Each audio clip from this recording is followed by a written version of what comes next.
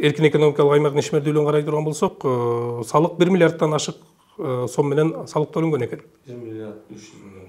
300 миллион менен.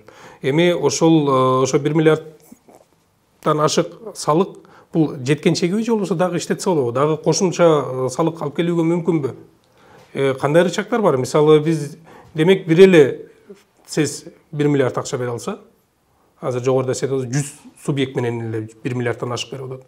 Эгер баягыдай 300 субъектти киргизе ала турган болсо, анда кандай 3 миллиард салык төлөнүп калабы ал жактан? Орун сактап калайын, атын сактап калайын депчи.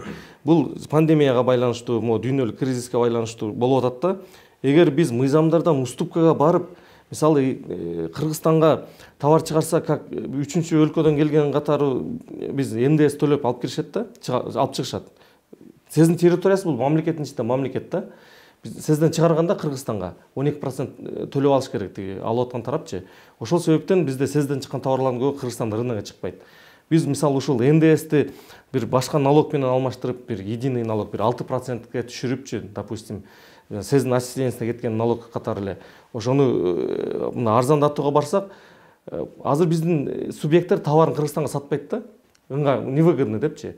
Чет өлкөгө кетет көп товарлардын барчы. Ушул жеңилдетүүгө барсак, Кыргызстандагы көп товарлар менен камсыз болмокта. Азыр биз ошол сизден чыккан товарлар сырттан алып келебиз. Көбүнчөсү контрабанда болуп келгендиктен, сизден алган невыгодно болуп келгенде. Биз ушул контрабанданы жоюп туруп, бул жагынан кичине уступкага барсак, жанагы түшпөй аткан 12%, 6% менен көбүрөөк түшмөк тескерисинчечи. Ушундай немелери бар. Биз Минэкономго да, салык кызматына да, жогорку кеңешке да сунуш кылып эле жүрөбүз. Адатта жогору жактан камчылайт го, биз ылдыйдан камчылайбыз. Ушинтип отуруп Шык Маматов бизден тажап кетти, Новиков кетти, Марипов кетти. Биз президентке улам арызданабыз, могул бүтпөй атат, тиги бүтпөй атат депчи.